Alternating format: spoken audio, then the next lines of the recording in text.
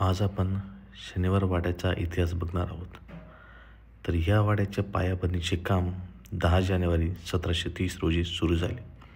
तर 22 जानेवारी 1732 रोजी या वाड्याची वास्तू शांत करण्यात आली.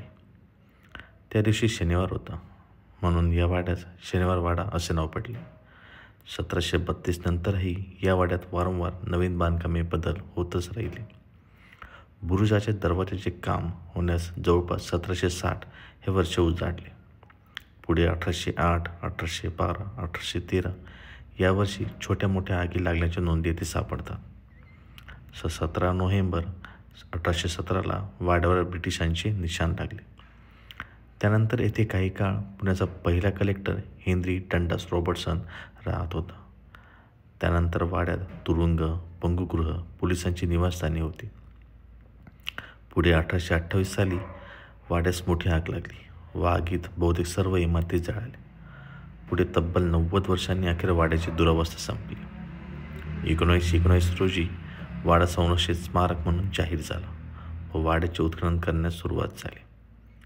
त्या काळी वाड्यात कोर्टासाठी वापरण्यात येणारी इमारत 1923 पूर्वी उत्खननासाठी पाडण्यात आली.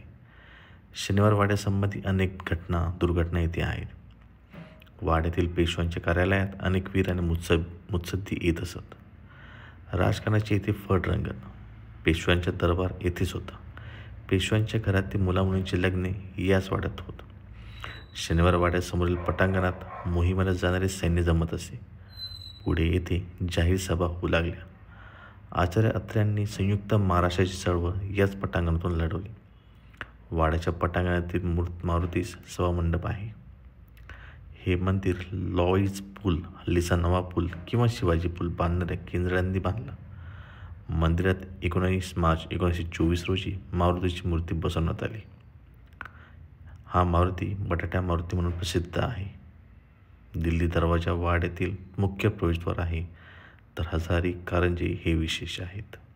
धन्यवाद.